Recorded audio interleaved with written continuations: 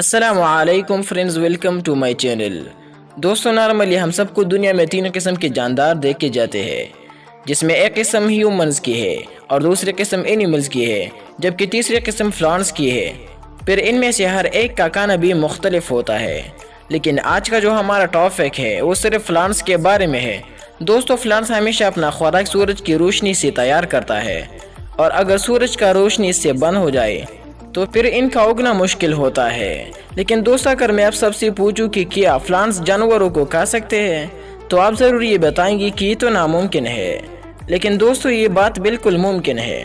دنیا میں بعض ایسے پلانٹس بھی ہیں جو جانوروں کو کھاتے ہیں، تو آج کے اس ویڈیو میں ہم بات کریں گے ان پلانٹس کے بارے میں۔ لیکن ویڈیو شروع ہونے سے پہلے چینل پہ آنے والے سب نئے معزز دوستوں کو درخواست ہے کہ ہمارے چینل کو بھی سبسکرائب کریں اور ساتھ ہی بیل آئیکن کو بھی دبائیے۔ اور اب چلتے ہیں ویڈیو کی طرف۔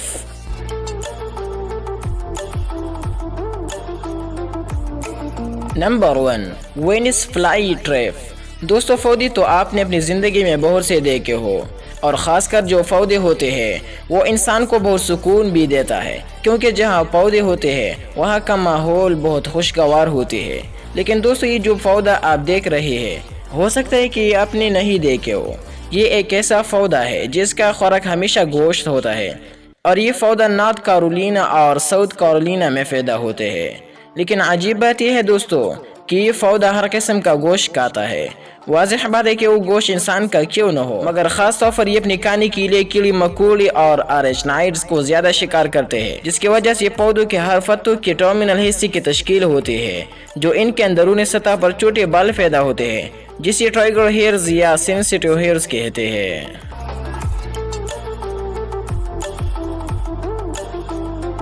نمبر 2، موکسن پلانٹ۔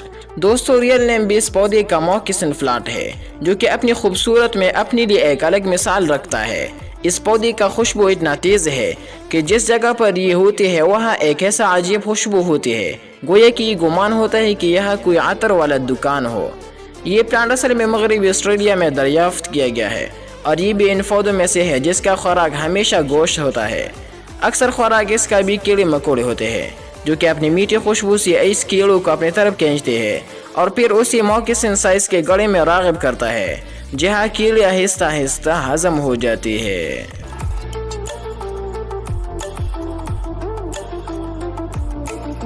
Number 3، stylidium plant. دوستو، اس پودے کو ٹریگر پلانٹس بھی کہا جاتا ہے، جو کہ ڈیکوٹائلیڈونس پودوں کا ایک جنس ہے، جس کا تعلق سٹائلیڈیم کی کنبے سے ہے۔ دوستو، سٹائلیڈیم کا لفظ تقریباً یونانی زبان میں سٹائلس سے ماخوذ ہے، جو کہ اس کے پھولوں کے مخصوص تولیدی ڈھانچے سے مراد ہوتی ہے۔ اسی طرح جرگنی حساس ٹریگر کے استعمال سے حاصل کی جاتی ہے، جس میں مرد و خواتین کی تولید اعضاء پر مشتمل ایک پھولوں کی کالم میں شامل ہوتے ہیں، جو چونے کے جواب میں جلدی سے آگے بڑھتا ہے اور بغیر کسی نقصان کے جڑ میں کیڑے کا احاطہ کرتا ہے۔ لیکن سب سے عجیب بات یہ ہے دوستو کہ تقریباً 300 اقسام میں سے زیادہ صرف آسٹریلیا میں پائی جاتی ہے، جس کی وجہ سے یہ اس ملک کا 5واں نسل ہے۔ اسی طرح دوستو، اس کو پروٹوکارنیوس اور گوشت خور بھی کہا جاتا ہے، کیونکہ یہ اپنی خوبصورتی کی وجہ سے کیڑوں کو اپنی طرف کھینچتے ہیں اور اس کو مارتے ہیں، پھر اس کو ہضم کرتے ہیں، اور ہمیشہ ہی اس قسم کے پودوں کا خوراک ہی کیڑے مکوڑے ہوتے ہیں۔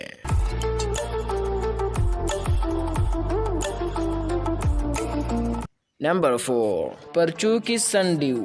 دوستو، یہ پودا بھی ان پودوں میں سے ہے جو کہ گوشت کو کھاتے ہیں۔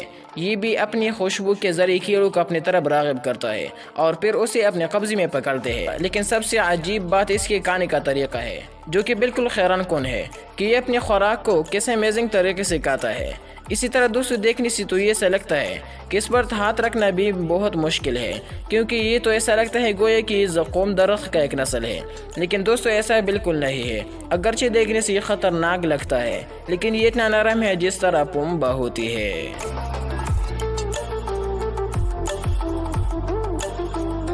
Number 5، roridula plant. دوستو، روریڈولا ساؤتھ افریقہ کا مقامی ایک مویشی کا سخت گوشت خور پودا ہے۔ یہ حقیقت میں اس کیڑے کو اپنی چپچپا بالوں سے ہضم نہیں کرتا، بلکہ اس کام کو فامیریڈیا روریڈولا نامی ایک مسئلے کی ذات پر چھوڑ دیتا ہے، جس سے اس کا علامتی تعلق ہے۔ اسی طرح یورپ کے بالٹک علاقے روریڈولا کا 40 ملین سال پرانی جیواشم دریافت ہوئی ہے۔